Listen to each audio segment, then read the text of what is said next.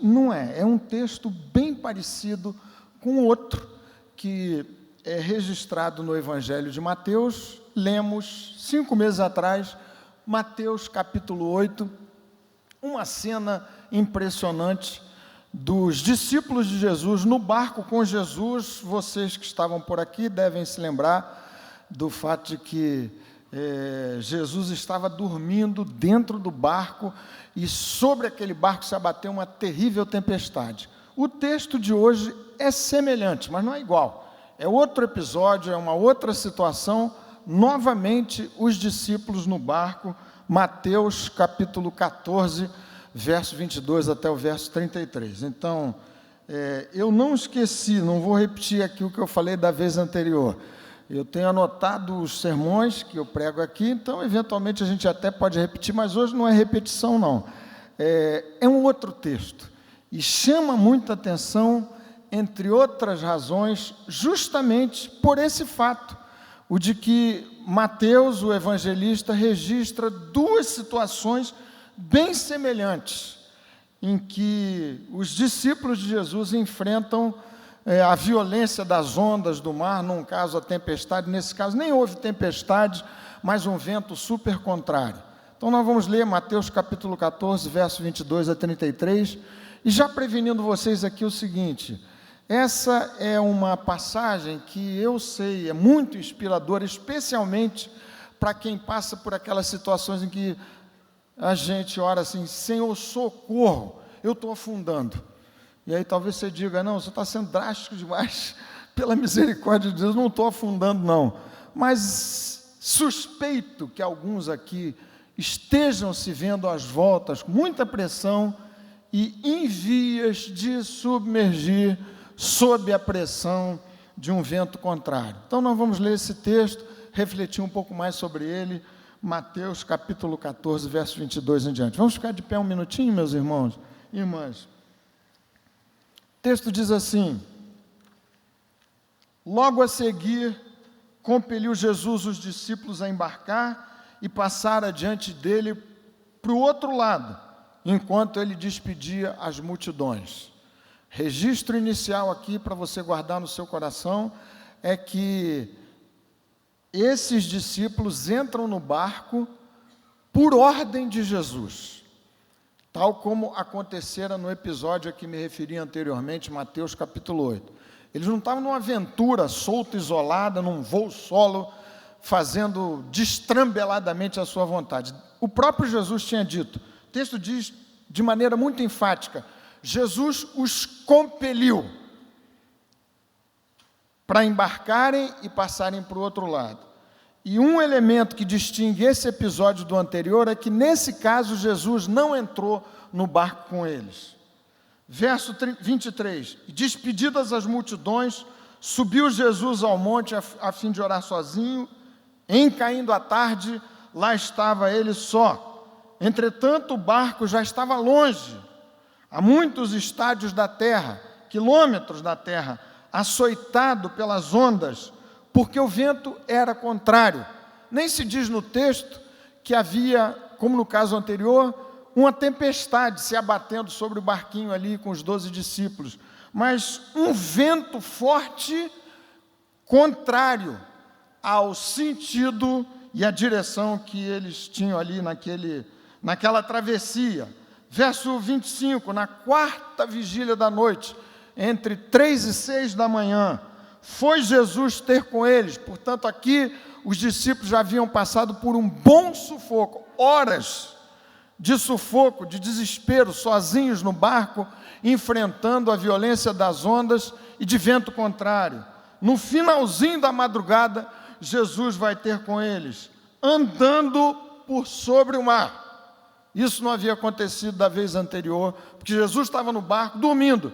Dessa vez, Jesus estava distante e se aproxima do barco, andando sobre o mar. Verso 26, e os discípulos, ao verem-no andando sobre as águas, ficaram aterrados e exclamaram: é um fantasma.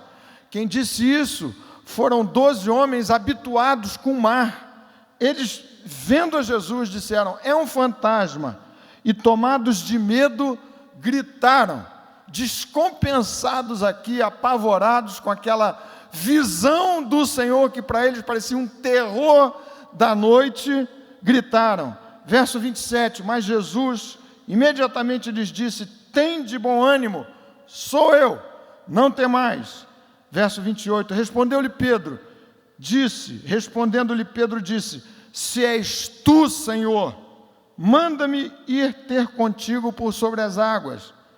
Ousado, atrevido, esse nosso querido irmão Pedro, super atrevido. Quem é que poderia sair com uma dessa?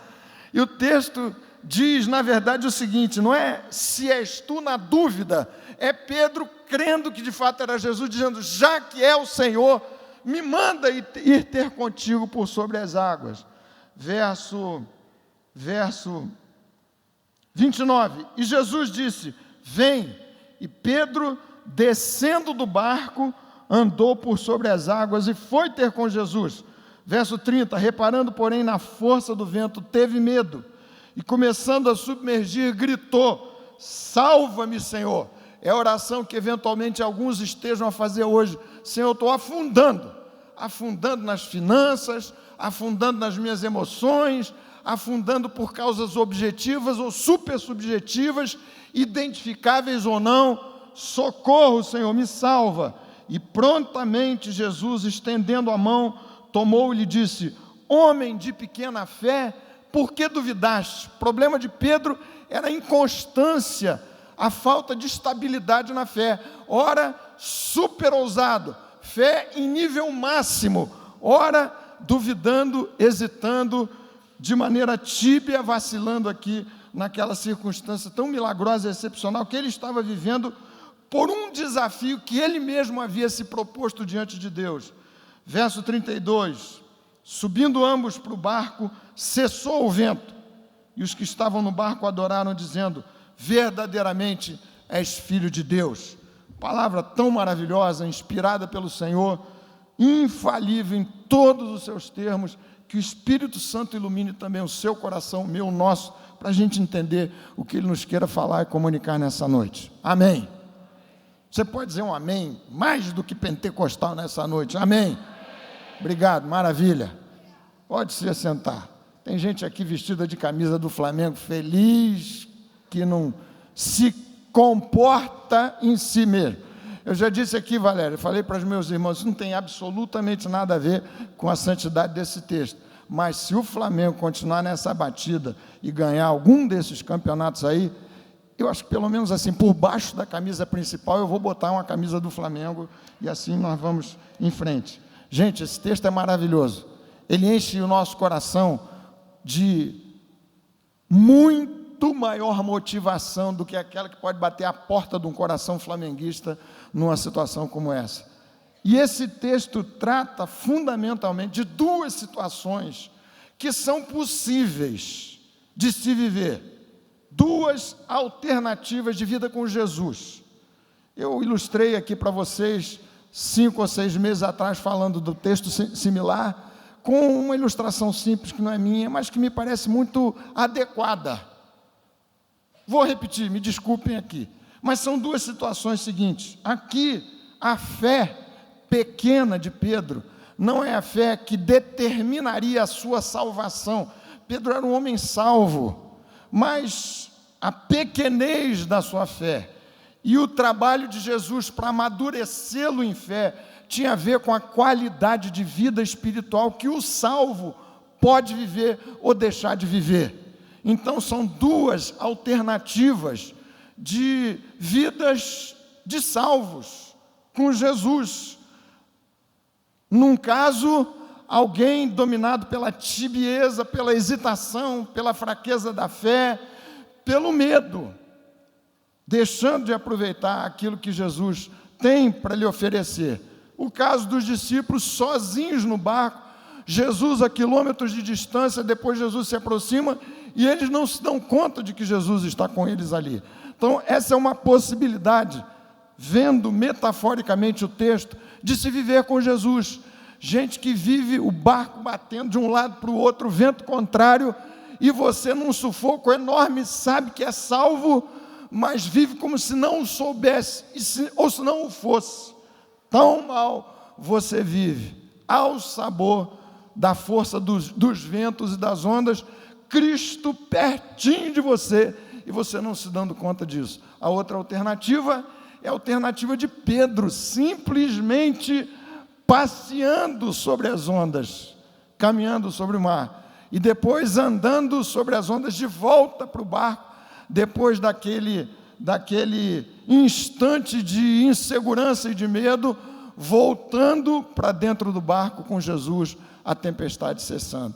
Confesso para vocês que dessas duas alternativas eu prefiro essa aqui, de andar sobre as águas com Jesus, de tê-lo bem perto de mim, de me aproximar dele, saber que ele está comigo, viver essa experiência extraordinária que me é possível, a mim e a você, em Jesus, estar com ele, saber que ele está comigo e fazer o uso mais intrépido e ousado de todas as possibilidades que a fé no Senhor Jesus me abre. A ilustração que me referi é daquela de duas pessoas viajando no mesmo avião, no mesmo destino, sob o comando do mesmo piloto, da mesma tripulação. Alguém que detesta viajar de avião, morre de medo de viajar de avião, e outra pessoa que gosta demais, que já vai pegando no sono só quando os motores são ligados ali na pista de pouso. Eu fiz a pergunta, não sei, vou fazer de novo. Quem é que tem medo de viajar de avião aqui? Morre de medo. Não fica com medo de levantar a mãozinha não, querido. Aqui, pode dizer. Quem tem medo de avião? Pode dizer. Realmente, o seu medo é o mais natural dos medos, porque, vamos e venhamos, é a coisa mais louca do mundo, mesmo para o engenheiro. Eu sei como é que aquilo funciona, mas, gente, é uma loucura. Toneladas de aço cruzando o céu. É natural que você sinta medo. Quem não tem medo de viajar de avião? Imagino que os demais. Bom, você gosta, você curte. Agora, imagina, os dois entram no avião, as experiências são completamente diferentes. Gente, é assim que uns e outros têm andado com Jesus. Os dois, com todo respeito aqui a vocês, que levantaram sem medo a mãozinha, o que tem medo de avião, de viajar de avião, medroso nesse sentido, um medo muito natural, chega no mesmo lugar do outro, que vai curtindo a viagem, curtindo até quando vai ponte, Rio, São Paulo, voo da Gol, ou da Latam, sei lá, que nem um biscoitinho serve, aquele low cost, alguma coisa assim, nem um biscoitinho, mas você gosta até do ar, do cheirinho do avião, uma delícia. O outro vai apavorado, sob o efeito de Dramin, alguma coisa assim, ambos chegam no mesmo destino, as experiências são completamente distintas. Prefiro aproveitar o voo, viajar, sorvendo tudo que tem direito, mesmo que seja na classe econômica, aquela cadeirinha apertadinha, mas é bom demais. E se o destino for Paris, muito melhor. Agora você imagine se o destino final é o céu, que maravilha, que glória. Você pode viajar de classe executiva. O desastre é que há crentes que estão sentados na classe executiva morrendo de medo, viajando na direção dos céus. Bem, o que é que a gente precisa saber para viver uma vida e uma qualidade de experiência melhor na nossa caminhada com Jesus? Em primeiro lugar, é que a vitória nessa caminhada com Jesus não depende exatamente da estabilidade do terreno sobre o qual você está andando, mas da estabilidade da sua fé. Não é o terreno sobre o qual você caminha que vai ser firme. Aliás, via de regra, na maior parte das vezes, o terreno vai lhe parecer instável. Ou você acha que é possível confiar numa conta bancária gorda? Ou você acha que é possível confiar no seu estado de saúde atual, que é ótimo? Ou você acha que é possível confiar nas providências sensatas ou insensatas do governo instalado? Você acha que existe algum tipo de estabilidade nessa vida louca? O terreno sobre o qual nós vamos avançar será frequentemente um terreno instável, e o que vai determinar a vitória nessa caminhada com Jesus, a bênção, a bem-aventurança, a qualidade da experiência nessa caminhada, não será o fato de você estar pisando sobre terreno firme, mas o fato de seu coração firmar-se em fé no Senhor, Ele sim, rocha firme, rocha dos séculos, o Senhor dos senhores, o Deus dos deuses. O Senhor é firme, o terreno sobre o qual caminho, eventualmente não, mas eu posso andar firmemente, mesmo que o terreno seja instável. A outra lição óbvia que esse texto apresenta, e essa lição é reforçada pela insistência do Espírito Santo em registrar um episódio assim, que deu-se em circunstâncias super parecidas com o anterior. Os discípulos, da primeira vez, passaram um sufoco enorme. Jesus estava com eles no barco, dormindo. Foi acordado pelo pânico dos discípulos. Vocês se lembram do texto? Agora, não. Mas por que Jesus instou com eles para novamente lhes oferecer essa escola extraordinária de desenvolvimento da fé? É porque, já lhes falei de outra vez, a melhor escola para o desenvolvimento da fé, no sentido de uma vida com Deus, desse que curte a viagem na direção dos céus, é a escola dos ventos contrários. Eu não sei se isso é boa ou má notícia, mas receba como boa notícia você dizendo: meu Deus, quantos ventos contrários soprando contra o barco da minha vida. Bendito seja o nome do Senhor, porque eu estou matriculado no pós-doutorado de desenvolvimento da fé no Senhor Jesus. Não existe melhor escola do que essa. Quero lhes dizer, como já falei algumas vezes, que eu não sou masoquista, não gosto de sofrer de jeito nenhum.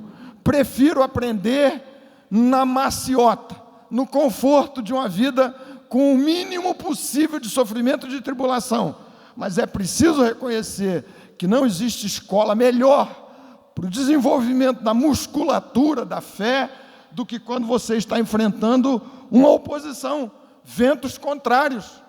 Quem gosta de ginástica, os malhadores de plantão sabem, é uma questão de você ter alguma carga, malhar, e se você quer melhorar, eventualmente você vai subindo a carga gradualmente, à medida em que vai se fortalecendo muscularmente. Vai treinando mais, vai aumentando a frequência dos seus treinos. Mas existe um outro motivo por essa escola ser uma escola singular para o desenvolvimento de uma fé robusta no Senhor Jesus Cristo.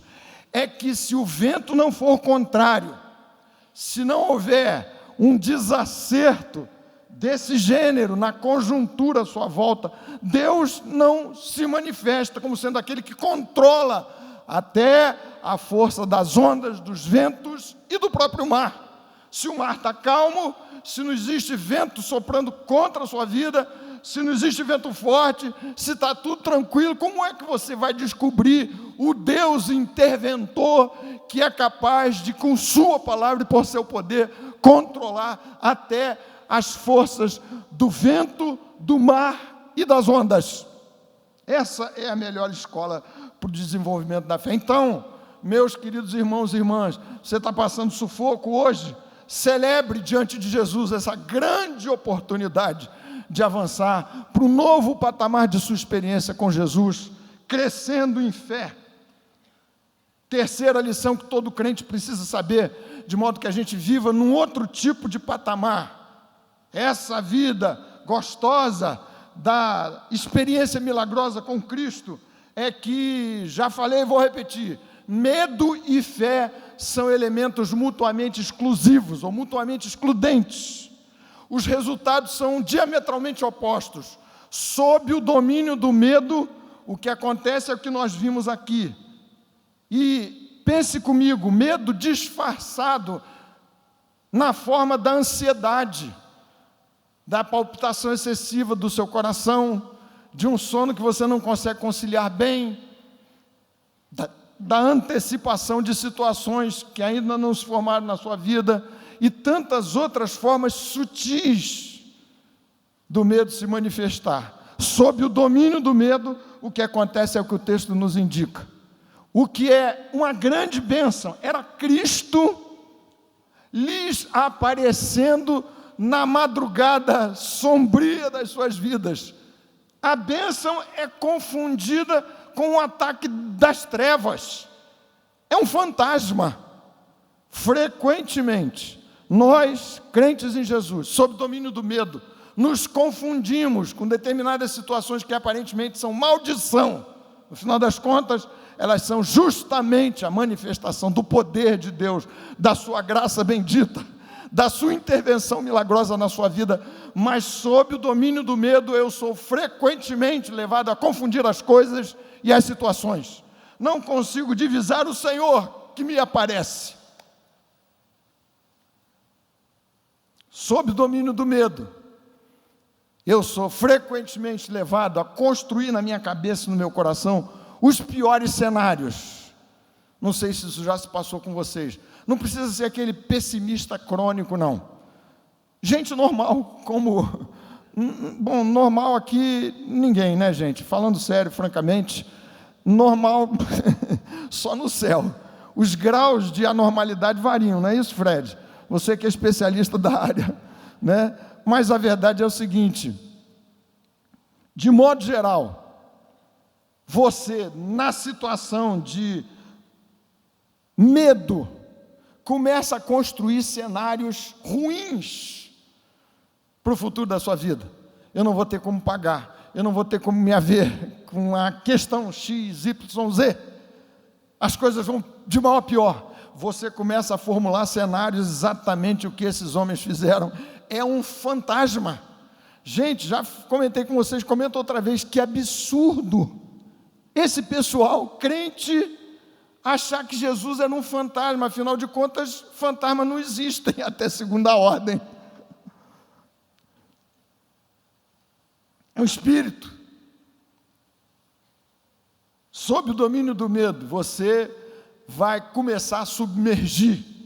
Verso 30, reparando, porém, na força do vento, teve medo, e começando a submergir, alguns que afundam, dragados para o fundo do mar e da vida, por conta do domínio do medo.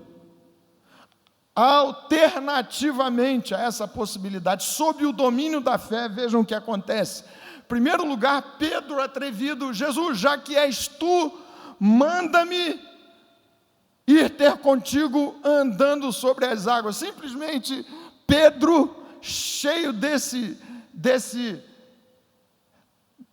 jeito intempestivo de se manifestar, nesse caso, com a fé extraordinária, disse: Jesus, eu quero simplesmente viver o mesmo milagre que tu estás produzindo diante de mim.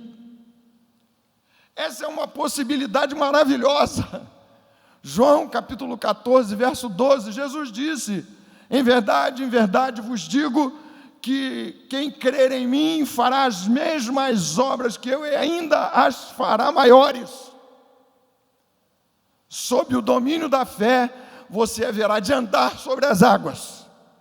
E eu preciso urgentemente aprender o que isso significa e viver nesses termos, dada a instabilidade do terreno sobre o qual a gente avança na direção dos céus.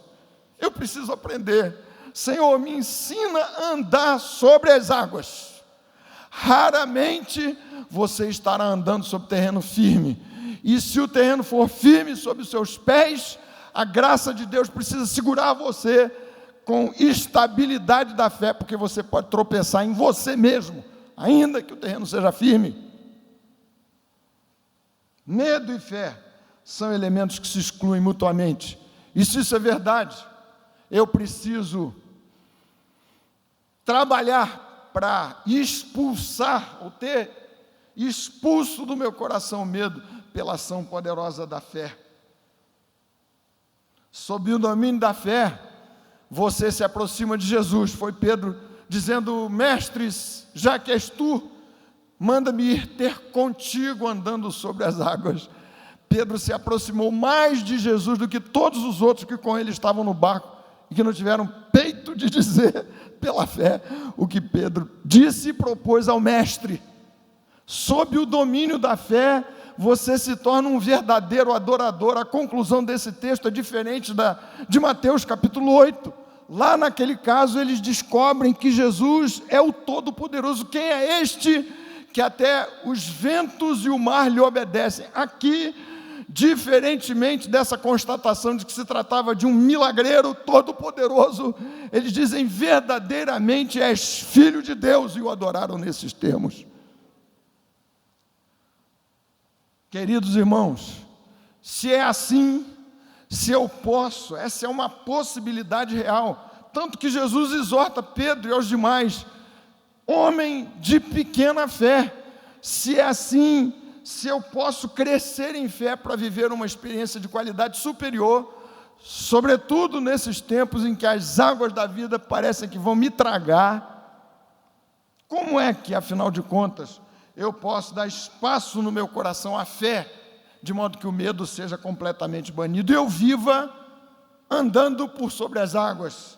O texto me ensina, em primeiro lugar, verso 27, eu preciso me alimentar todos os dias de uma palavra, de uma verdade absoluta, garantida por Deus, que não mente, pela cruz do Calvário, pelo poder que fez Jesus ressurgir ao terceiro dia, do fato de que Jesus está comigo, eu não estou sozinho no barco dessa vida. Salmo 23, nós o conhecemos de cor, verso 4, verso 5. Ainda que eu ande pelo vale da sombra da morte, não temerei mal algum. Por quê? Porque eu sou forte? Porque o mal é uma abstração da minha cabeça doente? Não, diz o salmista, porque tu estás comigo. Se o Senhor está comigo, o medo, o mal se esvai.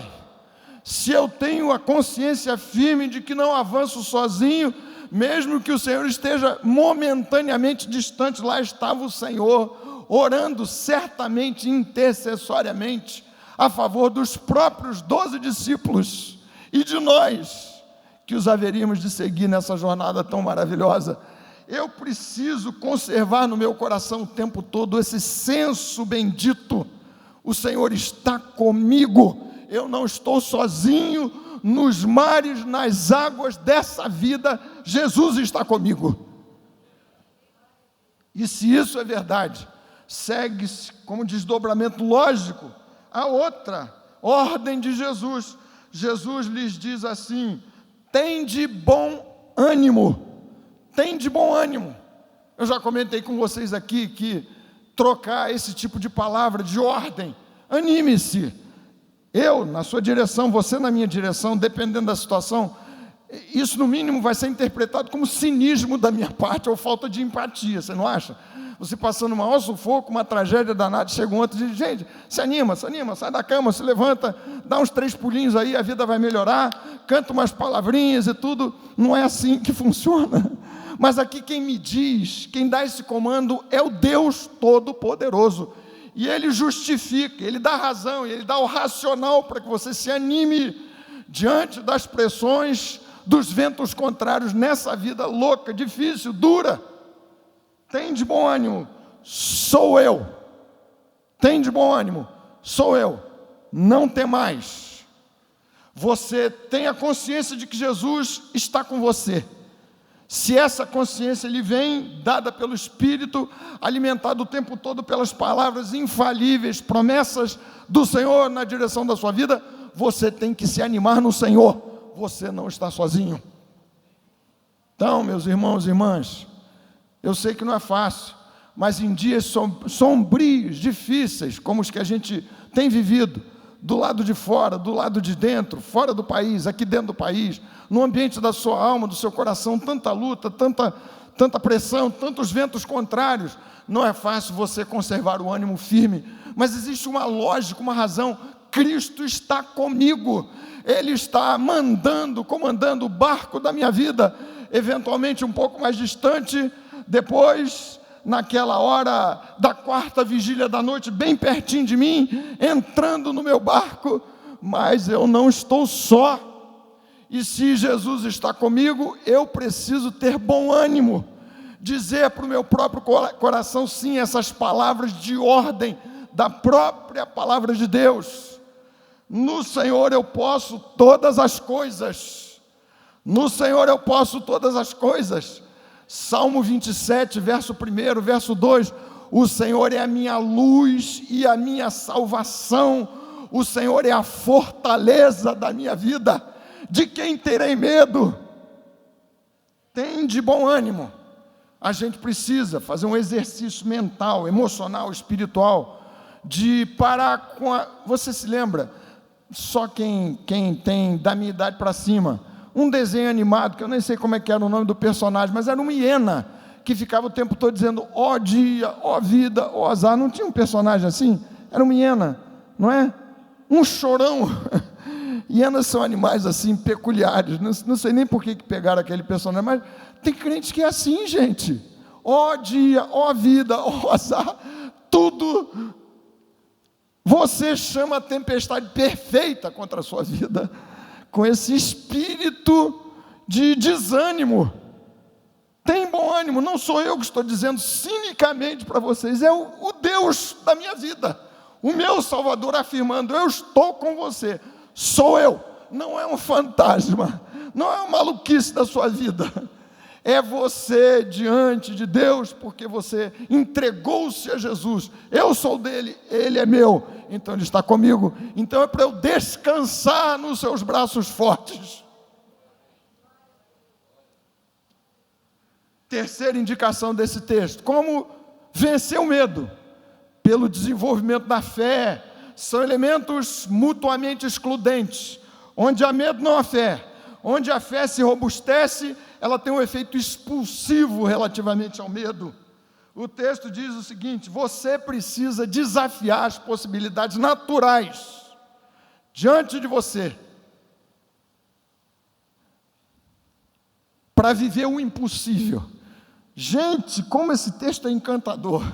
Esse Pedro maravilhoso aqui, ciclotímico, lá no alto, lá embaixo, mas aqui ele está no ponto máximo de uma expressão extraordinária de fé, que tem que ser o status da minha experiência com Deus, de todos os dias, porque todos os dias haverá instâncias em que eu vou precisar andar sobre as ondas, sobre um terreno instável, e Pedro faz isso a que lhes referi anteriormente. Jesus, já que é o Senhor diante de mim, já que eu estou sendo conduzido na minha vida pelo Deus Todo-Poderoso, que domina sobre céus e terra, me dá a graça, a bênção, o poder de viver como o Senhor, milagrosamente, desafiando o natural da vida o tempo todo, não é de maneira estúpida, irracional, não é uma bravata evangélica, não é isso. Pedro só saiu do barco quando Jesus disse, vem, eu deixo você vir, e ver essa experiência extraordinária de alguém que é capaz de repetir os passos de Jesus, andando sobre as ondas. Nós vamos orar daqui a pouquinho, eu sei que tem muita gente aqui que precisa dessa experiência. O terreno não vai se firmar debaixo dos seus pés, mas você vai caminhar sobre as ondas em nome de Jesus. Isso você precisa construir no seu coração, na sua alma, na sua mente. O impossível. O meu Deus, nós cantamos aqui, e essa é a verdade da palavra do Senhor. O meu Deus é o Deus dos impossíveis. O possível entra na minha conta, mas Deus é o Deus dos impossíveis. O Deus que movimenta os céus e a terra. O Deus que chacoalha os fundamentos da terra para operar a favor do seu povo e da sua gente. É esse o espanto de Isaías, profeta. Nunca se viu um Deus que trabalha para aquele que espera nele, como o Senhor. Uma quarta orientação desse texto, para você ser um vencedor. Viajar, se imagine assim, A sua jornada com Jesus vai ser, claro, que vai haver turbulência.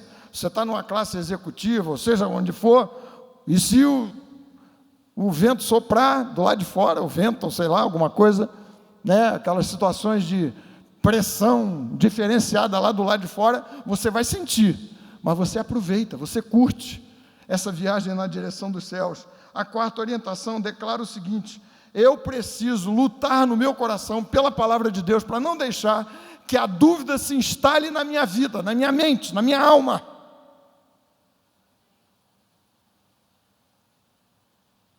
Dando mais crédito à força dos ventos contrários e da altura das ondas do que ao poder de Deus. Repito, uma lição que espero que você guarde no seu coração: sob o domínio da fé, vivemos quando a gente aprende a mudar a base de comparação diante de ventos contrários. Não é você comparar o seu poder com o poder da pressão contrária, não é essa a comparação da fé. Essa é a comparação do medo, porque você perde sempre. É você comparar a força das ondas com o poder de Deus. Ou será que Pedro, nesse instante, havia se esquecido do reconhecimento que ele havia mesmo feito no seu coração, quando viu que, sob a palavra de Jesus, no outro incidente, ventos, mar, ondas se acalmaram? Não mude pela dúvida que vai se instalando de maneira sutil no coração da gente, nessas situações de ventos contrários. Não deixe que a dúvida se instale na sua alma quanto ao que poderá ser da sua sorte por conta da pressão contrária dos ventos. A comparação é a força do vento e o Todo-Poderoso. É a altura da muralha e o Deus que me faz saltar muralhas em seu nome e pelo seu poder. É o guerreiro de Israel. Você não pode mudar, porque quando você compara você com o enfrentamento diante de você, sempre a gente perde e cai sob o domínio do medo. Finalmente, esse texto diz que eu tenho de Deus a liberdade para gritar por socorro quando me vir submergindo, afundando, está afundando, grita por socorro: Senhor, socorre-me, salva-me, estou afundando, estou perecendo, como disseram da vez anterior, Senhor, me socorre.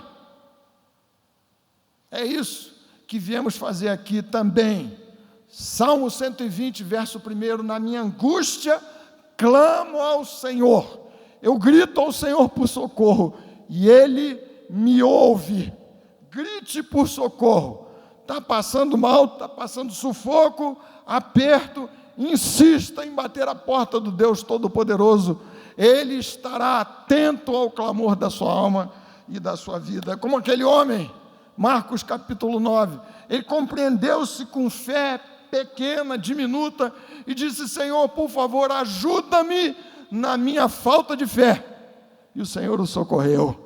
Grite por socorro ao Senhor quando você se perceber naufragando, em nome de Jesus, para a glória do Senhor. A viagem deve ser feita na direção da eternidade por força da graça de Deus, não é por conta do tamanho da sua fé. É fé, é arrependimento, fé em Jesus, na sua graça salvadora você está salvo. Mas para além disso, existem duas possibilidades de se avançar na direção dos céus: com descanso na alma, sob o domínio da fé, andando sobre as águas, vivendo um ambiente de milagres em milagres, ou sob o domínio do medo. Pela graça de Jesus, ao participarmos desses elementos, a sua fé, a nossa fé no Senhor, haverá de se robustecer para vivermos uma experiência inédita. Esses tempos difíceis pedem gente de grande fé, gente que ouse atrevidamente, como fez Pedro, mas que não duvide desta possibilidade que Pedro mesmo se apresentou diante de Jesus. Você precisa andar sobre as ondas, eu também, em nome de Jesus, para a glória do Senhor. Amém, amém. Por favor.